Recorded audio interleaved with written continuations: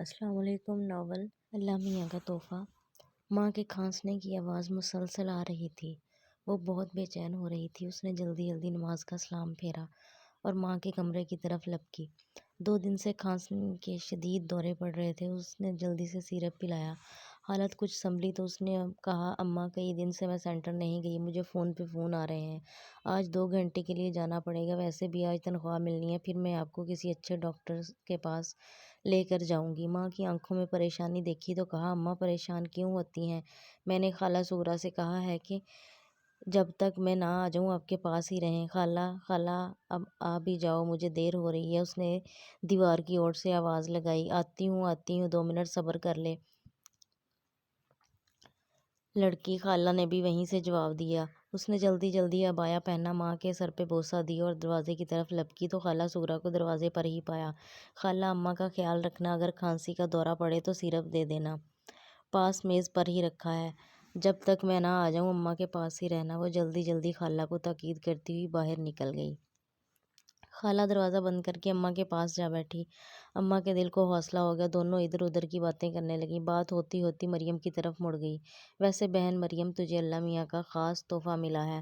سغرا کا جملہ اماں کو کسی اور دنیا میں لے گیا۔ ایک 10 سال کی بچی اسکارف لیے بنا اسکول نہیں جا رہی تھی۔ ماں نے کہا، میری جان، آپ ابھی بہت چھوٹی ہو، اسکارف بڑے ہو کر لینا۔ پر وہ کسی طور ایسے اسکول جانے کو تیار نہ تھی۔ ماں نے مجبوراً اسکارف اوڑھا دیا۔ باپ نے اسے اس حلیے میں دیکھا تو بہت غصہ آیا۔ ہماری ناک کٹوا کے چھوڑے گی یہ لڑکی۔ میرا کوئی اسٹینڈرڈ ہے، اسکول کے گیٹ پر کوئی نہ کوئی دوست مل جاتا ہے، اسے اس حلیے میں دیکھ کر ہنسیں گے، جانے کیا سوچیں گے میرے بارے میں۔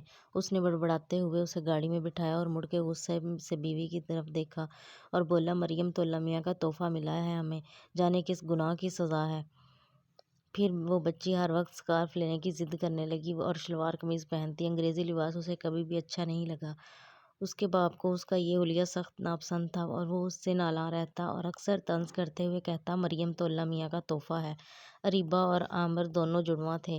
یہ دونوں بچے کافی ماڈرن تھے، باپ کی آنکھوں کا تارا۔ ان کا ہر روپ باپ کی خواہش کے عین مطابق تھا۔ مریم ان سے 3 سال چھوٹی تھی اور مزاج میں ان دونوں کے برعکس۔ اریبہ نے FSc میرٹ پہ پاس کر لی اور میڈیکل کالج میں ایڈمیشن لے لیا۔ عامر بھی انجینئر بننے لگا۔ مریم نے میٹرک اچھے نمبروں سے پاس کر لیا۔ پھر جب کالج گئی تو اس نے 2 دن بعد ہی جانے سے انکار کر دیا۔ اس کے باپ نے اس کے اس انکار کی وجہ بھی جاننے کی کوشش نہ کی اور اس انکار کو اس کی نالائکی قرار دیا، اور اس الزام کو مریم نے ہنس کر سہہ لیا اور ایک لفظ نہ نکالا منہ سے۔ پر ماں جانتی تھی کہ اس انکار کی وجہ کچھ اور ہی ہے۔ ایک دن بہت پوچھنے پر اس نے بتا ہی دیا کہ کالج کا مخلوط ماحول اسے پسند نہیں آیا، وہ ایسے ماحول میں تعلیم حاصل نہیں کرنا چاہتی۔ تب ماں نے اسے دینی تعلیم دلانے کا فیصلہ کیا، جسے اس نے بخوشی قبول کیا۔ باپ نے بہت شور مچایا پر ماں نے کسی طرح انہیں سمجھا لیا۔ اریبہ ڈاکٹر بن گئی اور پھر اسپیشلائزیشن کرنے بیرون ملک چلی گئی۔ وہاں اسے اپنے لیے جیون ساتھی پسند آ گیا۔ تعلیم مکمل کر کے وہ واپس آ گئی۔ لڑکے کے ماں باپ رشتہ لے کر آئے، جسے باپ نے خوشی خوشی قبول کر لیا۔ وہ تو ڈاکٹر اور برٹش داماد پا کر خود کو ہواؤں میں محسوس کر رہے تھے۔ 1 ماہ کے اندر اندر اریبہ بیاہ کر پردیس چلی گئی۔ عامر نے بھی انجینئر بننے کے بعد بیرون ملک جانے کے لیے اپلائی کر دیا۔ باپ نے بہت سمجھایا کہ وہ باہر نہ جائے، بلکہ یہاں ماں باپ کے پاس رہے۔ وہ اکلوتا ہے، ماں باپ کو اس کی ضرورت ہے، پر اس نے صاف کہہ دیا کہ وہ ماں باپ کی خاطر اپنے سپنوں سے منہ نہیں موڑ سکتا، اپنا مستقبل تاریک نہیں کر سکتا۔ ماں باپ اپنا سا منہ لے کر رہ گئے اور ضدی پنچھی اجنبی ہواؤں میں اڑ گیا اور ایسا اڑا کہ گھر کا راستہ ہی بھول گیا۔ عامر کے چلے جانے کے بعد ماں باپ دونوں بہت اداس رہنے لگے۔ ادیبہ بھی 2-3 بار ملنے آئی، پھر بھول گئی۔ کبھی کبھار فون پر بات ہو جاتی۔ ماں آنے کو کہتی تو ہسپتال کی مصروفیت کا بہانہ۔ ماں نے دل پر پتھر رکھ لیا۔ باپ بھی بچوں کی جدائی میں آنسو بہاتا۔ مریم ماں کو دلاسا دیتی رہتی۔ وہ عالمہ بن چکی تھی، سو قرآن کے حوالے دیتی اور احادیث سنا کر صبر کی تلقین کرتی رہتی۔ ماں کی حالت کافی حد تک سنبھل چکی تھی۔ باپ ابھی بھی اس سے بے نیاز تھا، لیکن وہ پرسکون تھی، جانتی تھی اس کا رب اس کے ساتھ ناانصافی ہرگز نہیں کرے گا۔ مریم اب کوکنگ اور سلائی سینٹر جانے لگی تھی۔ وہ ہر ہنر سیکھنا چاہتی تھی اور باپ اس کے نرالے شوق دیکھ دیکھ دکھی ہوتا رہتا تھا، اور اب تو وہ آتے جاتے اسے اللہ میاں کا تحفہ کہنے لگا تھا۔ دل خون کے آنسو روتا، پر وہ مسکرا دیا کرتی۔ ماں کو پورا یقین تھا کہ باپ ایک دن اسے رو رو کر اللہ میاں کا خاص تحفہ کہے گا، پر اس دن یہ الفاظ تنزل نہیں ہوں گے۔ وقت پر لگا کر اڑنے لگا۔ کئی سال بیت گئے۔ مسلسل اداسی نے باپ کو بستر سے لگا دیا۔ ماں بھی زندہ روح بنی، گھر میں پھرتی رہتی۔ گھر میں خوفناک خاموشی نے ڈیرے ڈال لیے۔ ایک مریم ہی تھی جو ان دونوں کا سہارا بنی ہوئی تھی، ان کے کھانے پینے اور لباس کا خیال کرتی تھی۔ ایک دن باپ کی حالت زیادہ خراب ہو گئی تو وہ ڈاکٹر کے پاس لے گئی۔ اس نے ڈھیر سارے ٹیسٹ لکھ دیے۔ وہ بڑے ہاسپٹل لے گئی، ٹیسٹ کروائے۔ ان کی رپورٹ آئی تو سب پر ایک اور غم ٹوٹ پڑا، باپ کو بلڈ کینسر تھا۔ ماں کی حالت غیر ہو گئی۔ اس نازک جان نے اس کڑے وقت میں ماں اور باپ دونوں کو سنبھالا، حالانکہ اس وقت اسے خود سہارے کی ضرورت تھی۔ کچھ دن تک کسی کی سمجھ میں کچھ نہ آیا کہ کیا کرنا چاہیے۔ مریم ماں باپ کو تنہا سہارا نہیں دے پا رہی تھی۔ پھر اسے اریبہ اور عامر کا خیال آیا۔ اس نے اریبہ کو فون کیا تو وہ ڈاکٹر ہے، ضرور کچھ اچھا مشورہ دے گی، کوئی مدد کرے گی، وہ اس مشکل وقت میں باپ کو ملنے ضرور آئے گی۔ اریبہ نے بہت نارملی اس کی بات سنی۔ اس نے ایسے ہی ری ایکٹ کیا جیسے کسی مریض کی بات سن رہی ہو۔ اس کے کسی انداز سے ایسا نہیں لگا تھا کہ وہ سن رہی ہے، اپنے باپ کے بارے میں سن رہی ہے۔ اب یہ بیماری بہت عام ہو چکی ہے، زیادہ پریشان ہونے کی ضرورت نہیں، کسی اچھے ڈاکٹر کے پاس لے جاؤ بابا کو، اریبہ نے جان چھڑانے والے انداز میں کہا۔ مریم کو اس سے بات کر کے بہت مایوسی ہوئی، پر ابھی امید کی ایک کرن باقی تھی۔ اسے اپنے بھائی عامر سے بہت سی امیدیں تھیں۔ ایک مان تھا کہ وہ باپ کے لیے بھاگا چلا آئے گا۔ امید اور نا امیدی کی کشمکش میں اس نے عامر کو فون ملا لیا۔ بیل مسلسل جا رہی تھی۔ کافی دیر بعد فون اٹھائے بنا کاٹ دیا گیا۔ اس نے حیرت سے سیل فون کی اسکرین کو دیکھا، کئی لمحے اس سوچ میں ضائع کیے کہ اب فون ملائے کہ نہ ملائے۔ ایک بار پھر ہمت کر کے فون ملا لیا۔ اس بار بھی فون کاٹ دیا گیا۔ اسے اپنی امیدوں پر پانی پھرتا نظر آنے لگا۔ آنکھوں میں آنسو تیرنے لگے۔ وہ خود کو تپتے صحرا میں تنہا محسوس کر رہی تھی۔ حالت کچھ سنبھلی تو پھر سے امید کے پل تعمیر کرنے لگی۔ بھائی مصروف ہوگا، ضرور کسی میٹنگ میں ہوگا، ہو سکتا ہے ڈرائیونگ کر رہا ہو۔ اس نے ہر ممکن اور مثبت وجہ سوچ ڈال لی۔ وہ کوئی بھی الٹی بات سوچ کر اپنے حوصلے پست نہیں کرنا چاہتی تھی۔ اگلے روز اس نے پھر عامر کو فون کیا۔ اس بار پہلی بیل پر ہی فون اٹھا لیا گیا۔ اس کے چہرے پر مسکراہٹ آ گئی، پر عامر کی آواز سنتے ہی اس کے چہرے کا رنگ اڑ گیا۔ کیا مصیبت ہے؟ کون مر گیا ہے جو کل سے فون کر کر کے میرا جینا حرام کیا ہوا ہے؟ عامر نے چلاتے ہوئے کہا۔ وہ بھائی، مریم نے بات کرنے کی کوشش کی۔ دیکھو میرا بہت مشکل ٹائم چل رہا ہے۔ پرانی جاب میں نے چھوڑ دی ہے، نئی جاب ملی ہے، میں بہت محنت کر رہا ہوں تاکہ اپنے باس کو خوش کر سکوں۔ میرے پاس فضول باتوں کا کوئی وقت نہیں ہے۔ کوئی ضروری بات ہے تو جلدی بولو، نہیں تو اللہ حافظ۔ عامر فون بند کرنے ہی والا تھا۔ بھیا، بابا کو بلڈ کینسر ہو گیا ہے، پلیز آپ جلدی آ جاؤ، اس وقت ہم سب کو آپ کی بہت ضرورت ہے۔ اس نے جلدی سے کہہ دیا کہ کہیں بھائی فون بند ہی نہ کر دے۔ عامر کچھ لمحے دم سادھے اس کی سسکیاں سنتا رہا۔ مریم بہادر بنے، تمہیں رونا نہیں بلکہ ماں باپ کا سہارا بننا ہے، ایک مضبوط سہارا۔ میں نے تمہیں پہلے بھی بتایا ہے نا، میں نے نئی جاب سٹارٹ کی ہے، مجھے کسی طور بھی چھٹی نہیں ملے گی، میں نہیں آ سکتا۔ تمہیں بیٹی نہیں بیٹا بن کر بابا کا خیال رکھنا ہوگا۔ اچھا اب میں فون رکھتا ہوں، کسی دن فون کر کے بابا سے بھی بات کروں گا۔ اللہ حافظ، سب کا خیال رکھنا۔ وہ بت بنی کھڑی رہی۔ جب ٹانگیں شل ہونے لگیں تو زمین پر گر سی گئی اور پھوٹ پھوٹ کر رو دی۔ وہ رات اس کی زندگی کی عجیب رات تھی۔ اس نے جی بھر کر آنسو بہائے اور ان آنسوؤں کے ساتھ اپنے اندر کے سب ڈر خوف بھی بہا دیے۔ صبح وہ نئے عزم کے ساتھ اٹھی۔ اب کسی کی سہارے کی اسے ضرورت نہیں تھی، اب وہ خود ایک سہارا بننے جا رہی تھی، اپنے ماں باپ کا سہارا، ایک مضبوط سہارا۔ خود کو منوانے کا وقت آ گیا تھا۔ وہ بابا کو لے کر ڈاکٹر کے پاس گئی، رپورٹس چیک کروائیں۔ ڈاکٹر کے مطابق علاج ممکن تھا۔ اس نے کچھ دوائیاں لکھ دیں اور علاج کا سارا طریقہ کار سمجھا دیا۔ گھر آ کر بابا نے کہا کہ عامر سے میری بات کرواؤ۔ کیا بات کرنی ہے آپ نے عامر بھائی سے؟ مریم نہ چاہتے ہوئے بھی کڑوے لہجے میں بولی۔ مجھے اپنے بیٹے سے بات کرنی ہے، وہ میرے بارے میں سنے گا تو بھاگا چلا آئے گا، مجھے اس وقت اس کی ضرورت ہے۔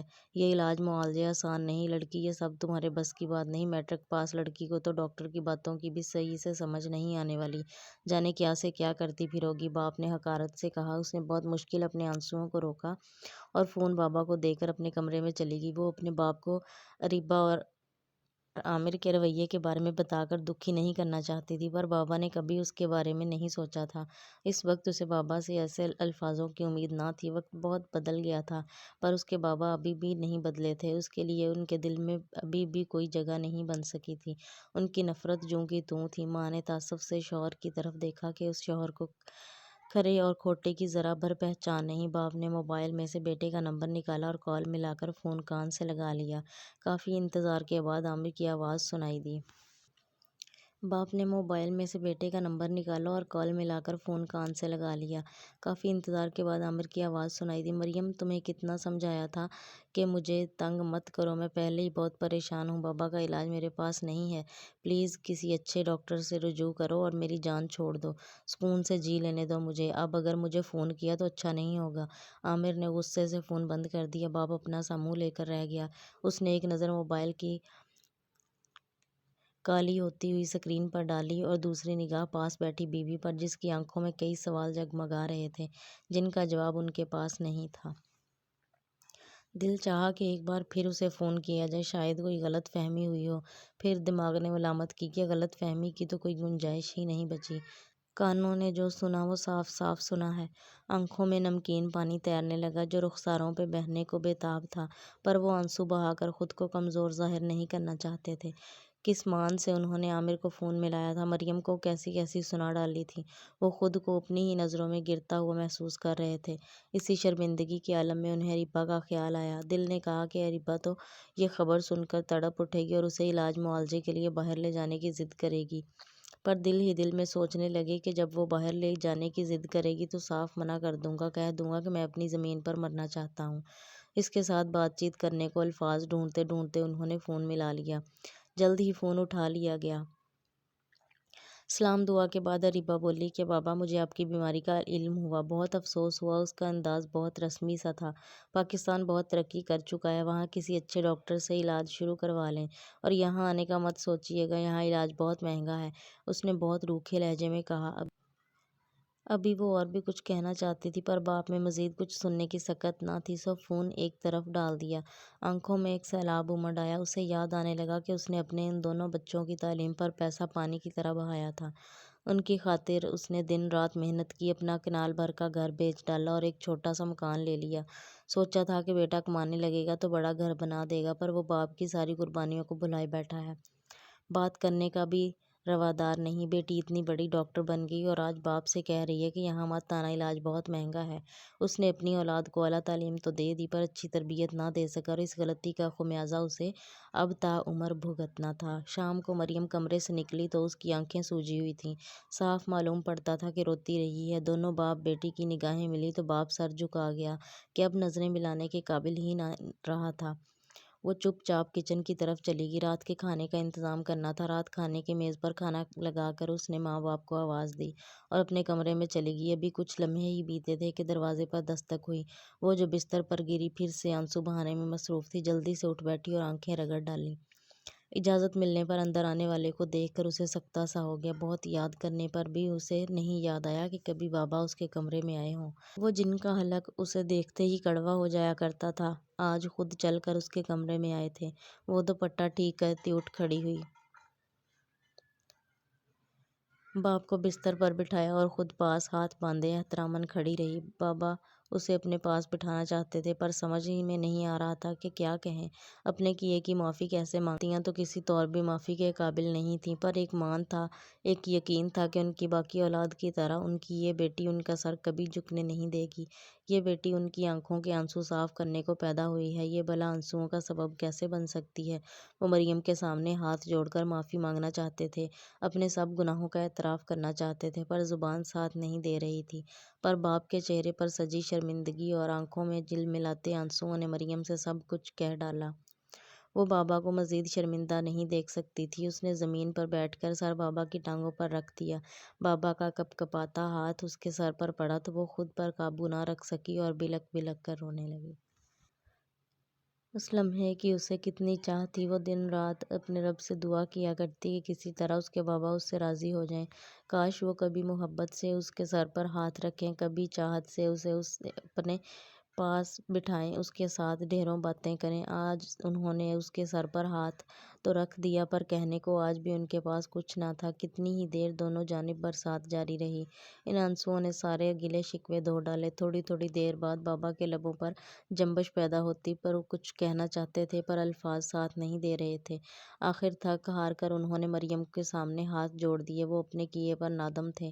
وہ سمجھ چکے تھے ان کے ساتھ جو ہو رہا ہے وہ ان کی زیادتیوں کی سزا ہے جو انہوں نے اپنی معصوم بچی پر کی۔ مریم نے تڑپ کر بابا کے ہاتھ اپنے ہاتھوں میں لے لیے اور بے اختیار پیار چومنے لگی۔ آنسو ابھی بھی بہہ رہے تھے اور بابا کے ہاتھوں کو مسلسل نم کیے جا رہے تھے۔ بابا کی برداشت جواب دے گئی تو وہ لمبے لمبے ڈگ بھرتے کمرے سے نکل گئے۔ مریم حیرت سے ان کی پشت کو دیکھتی رہی، پھر دھیرے سے مسکرا دی۔ دل کا بوجھ ہٹ چکا تھا۔ آج رات وہ بہت عرصے کے بعد سکون سے سو پائی تھی۔ صبح فجر کی نماز ادا کرتے ہی اس نے بابا کے کمرے کا رخ کیا۔ وہ آج بابا کو ڈاکٹر کے پاس لے جانا چاہتی تھی۔ وہ جلد از جلد علاج شروع کروانا چاہتی تھی۔ ہلکی سی دستک دے کر اس نے دروازہ کھول کر اندر جھانکا۔ بابا کھڑکی میں کھڑے جانے باہر کیا تلاش کر رہے تھے۔ جائے نماز ابھی بھی بچھا ہوا تھا۔ اس نے اٹھا کر طے کیا اور ایک طرف ڈال دیا۔ وہ بابا کے مقابل جا کر کھڑی ہو گئی۔ بابا ہنوز باہر ہی دیکھے جا رہے تھے۔ ان کی آنکھوں میں لال ڈورے اس بات کی چغلی کھا رہے تھے کہ وہ رات بھر سوئے نہیں اور ساتھ ہی رونے کا فریضہ بھی سر انجام دیتے رہے ہیں۔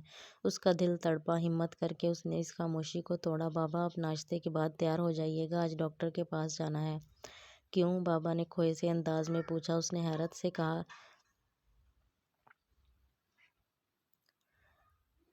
حیرت سے بابا کی طرف دیکھا۔ بابا جا کر بیڈ پر بیٹھ گئے اور اسے اپنے پاس بیٹھنے کا اشارہ کیا۔ وہ بھی خاموشی سے پاس بیٹھ گئی۔ تم مجھے ڈاکٹر کے پاس لے جانا چاہتی ہو؟ اس نے اس بات میں سر ہلایا۔ کیوں؟ بابا نے سوال داغا۔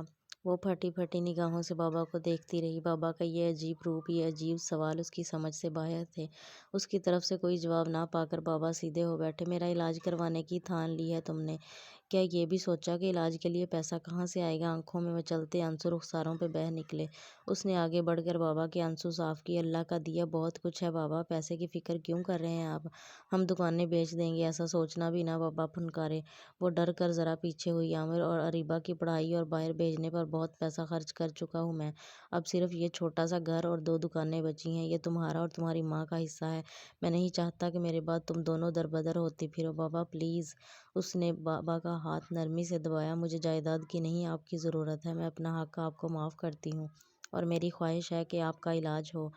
میرا اور اماں کا اثاثہ آپ ہیں۔ بابا اپنی ضد پر قائم تھے، کسی طور نہیں مان رہے تھے، پر وہ بھی عہد کر چکی تھی کہ منا کر چھوڑے گی، اور آخر میں جیت اسی کی ہوئی۔ علاج شروع ہو چکا تھا، ایک دکان بک چکی تھی۔ بابا، جن کو اپنی اسی بیٹی پر ذرا بھی بھروسہ نہ تھا، جو سوچا کرتے تھے کہ یہ زمانے کے ساتھ کیسے چلے گی، اپنی حفاظت کیسے کرے گی، جب دیکھتے کہ وہ ڈاکٹرز جو آپس میں بے باک جملوں کا تبادلہ کرتے رہتے ہیں، ان کی نظر بھی مریم کے سامنے جھک جایا کرتی ہے، تب ان کی آنکھیں شرمندگی سے بھیگ جاتی۔ سب اس کا بہت احترام کرتے۔ جس بات کی اسے سمجھ نہیں آتی تھی، اسے نہایت آسان الفاظوں میں سمجھا دیتے۔ سچ ہے، جو اپنے رب کے راستے پہ چل نکلے، رب اس کے لیے راستے ویسے ہی آسان کر دیا کرتا ہے۔ جانے اس میں کیا تھا کہ وہ عبایا پہنے ڈھکی چھپی لڑکی سب کو نظریں جھکا دینے پر مجبور کر دیتی۔ حالانکہ شہر میں جا بجا بے حیائی کے مناظر دیکھنے کو ملتے تھے۔ علاج ابھی جاری تھا کہ پیسہ ختم ہو گیا۔ بابا نے بہت اصرار کیا کہ علاج روک دیا جائے، پر وہ علاج کروانے پر مصر رہی، سو دوسری دکان بھی بیچنا پڑی۔ بابا کی حالت بہتر ہو رہی تھی۔ وہ بہت خوش تھی۔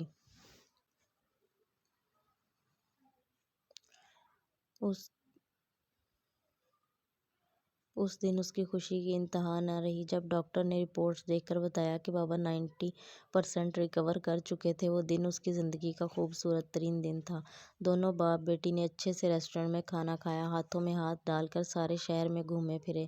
اس وقت گھر آئے جب بابا بہت زیادہ تھک گئے۔ گھر آ کر وہ ماں سے لپٹ گئی اور خوشخبری سنائی۔ اماں، جو سارا دن پریشان بیٹھی ان کی راہ دیکھ رہی تھی اور خوفناک وہموں سے لڑ کر ہلکان ہوئی جا رہی تھی، ایک ہی لمحے میں سب بھول گئی۔ اماں تو جلدی سو گئیں، پر وہ دونوں باپ بیٹی نے ساری رات باتیں کرتے گزار دی۔ جب جی بھر کر باتیں کی، حال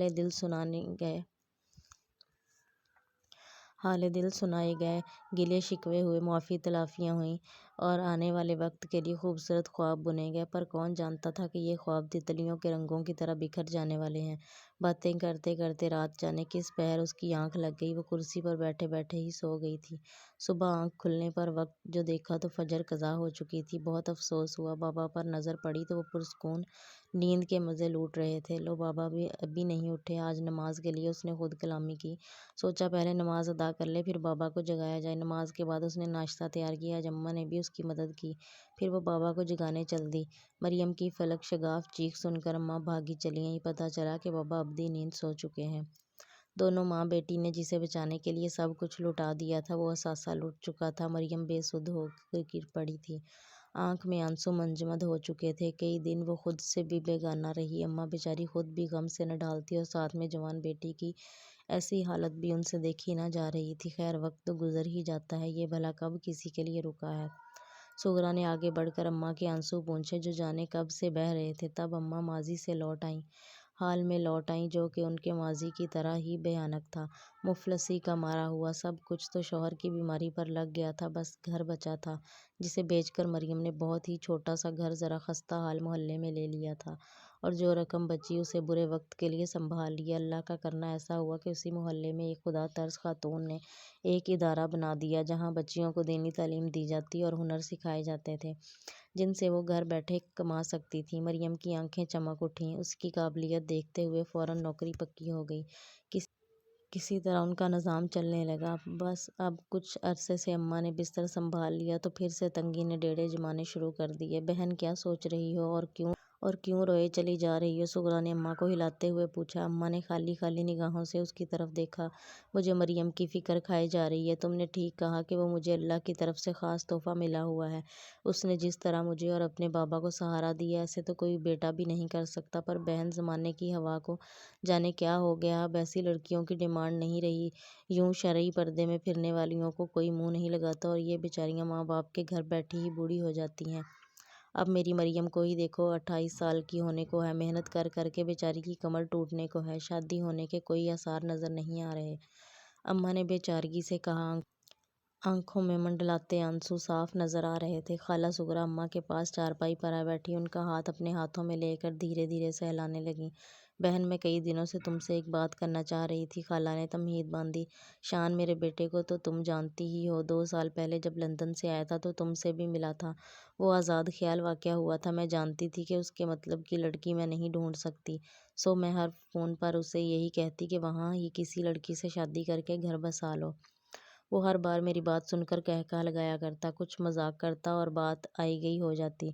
पिछले महीने उसका फ़ोन आया तो मैंने कहा कि अब शादी कर भी लो, 30 साल के हो गए हो, अब क्या बुढ़ापे में ब्याहे जाने का इरादा है। इस बार उसने कहका नहीं लगाया। मुझे बहुत तशवीश हुई। पूछने पर कहने लगा, अम्मा मैं वापस आना चाहता हूँ। यहाँ जा बजा बेहयाई के मनाजर देख देख कर दिल लर्ज उठता है। ऐसा लगता है किसी भी वक्त रब का अज़ाब नाज़िल हो सकता है। अम्मा, मुझे बहुत डर लगने लगा है। बहन, वो उस रोज़ रो रहा था और उसकी बातें सुनकर मैं हैरान हो रही थी। उसकी काया कैसे पलट गई। उसने मुझसे कहा कि अम्मा, मैं शादी करना चाहता हूँ, पर मुझे ऐसी लड़की चाहिए जो खुद भी अल्लाह की राह पर गामज़न हो और मेरी भी रहनुमाई करे। कभी जो मैंने कभी जो मैं गलत राह पर कदम रख बैठूं तो मेरा हाथ पकड़कर मुझे सीधे रास्ते तक ले जाए। अम्मा, मुझे ऐसी लड़की चाहिए जो खुद भी बुलंद हौसला हो और हौसला बुलंद करना भी जानती हो। मैं कभी मायूस होने लगूं तो मुझे रब की याद दिलाकर हदीस सुनाकर बावर कराए कि मायूसी गुनाह है। मैं बहुत कमज़ोर हूँ अम्मा, मुझे बहुत मजबूत सहारे की ज़रूरत है। मुझे ऐसा सहारा कहाँ मिलेगा? है कोई ऐसी लड़की आपकी नज़र में? वो रोते हुए पूछ रहा था, और मेरे सामने मरियम का वजूद खड़ा मुस्कुरा रहा था। मैंने उसे तसल्ली दी और कहा, हाँ है, मेरी नज़र में एक ऐसा हीरा, पर दुआ करो वो भी मान जाए। उसने कहा, अगर मेरे रब ने मेरे लिए हिदायत लिखी है तो वो ज़रूर मान जाएगी। बहन, मैं मरियम को अपनी बहू बनाना चाहती हूँ, मुझे इनकार करके मायूस मत करना। अम्मा को 2 साल पहले वाला वो खलंडरा सा फटी पैंट वाला लड़का याद आया तो दिल चाहा इनकार कर दें। फिर दिमाग में एक ख्याल कूंदा कि अगर अल्लाह मेरी बेटी को किसी के लिए मशाल राह बना रहा है तो मैं कौन होती हूँ इनकार करने वाली। किसी के लिए ज़रिया हिदायत बनना तो बहुत खुशकिस्मत लोगों को नसीब होता है। ठीक है बहन, मुझे ये रिश्ता मंजूर है, अम्मा ने दिल मजबूत करके कह दिया। मरियम से पूछकर हाँ करना बहन, सुगरा ने कहा। मुझे अपनी बेटी पर पूरा भरोसा है, वो मुझे इनकार नहीं कर सकती, अम्मा ने पुरएतमाद लहजे में कहा। इतने में मरियम भी चली आई। प्यास की शिद्दत इतनी थी कि फ़ौरन पानी पीने को किचन में लपकी। इधर आ मेरी बच्ची, तुझे एक चीज़ दिखानी है, खाला ने बाआवाज़ बुलंद कहा। वो तजस्सुस के मारे आधा गिलास पानी का पीकर बाकी वहीं छोड़कर खाला के पास चली गई। खाला ने जाने कहाँ से एक तस्वीर निकाल कर उसके हाथों में थमा दी। देखकर बता कैसा है? उसने नासमझी के आलम में तस्वीर को देखा जिसमें एक खूबरू जवान खड़ा मुस्कुरा रहा था। वो खुद तो शायद इतना हसीन ना था, पर उसके चेहरे पर सजी सुन्नत रसूल उसे बहुत ख़ास बना रही थी। मरियम बात को समझते हुए धीरे से मुस्कुरा दी थी। उसे अपने रब पर ढेरों प्यार आया कि वो उसकी कितने करीब होकर सुनता है। अभी रात ही को उसने अपने रब से एक ऐसा ही हमसफ़र मांगा था कि अब वो تنہا جیتے جیتے تھک چکی تھی۔ اماں جو حیرت سے سب دیکھ رہی تھی، اس کی مسکراہٹ دیکھ کر مسکرا دی تھیں اور اب آنکھیں موندے رب کا شکر بجا لائی تھیں۔ اگر آپ کو یہ کہانی پسند آئی ہے تو میرے چینل کو سبسکرائب کریں اور بیل آئیکن کو لازمی پریس کریں۔ پھر ملیں گے ایک نئی کہانی کے ساتھ، تب تک کے لیے اللہ حافظ۔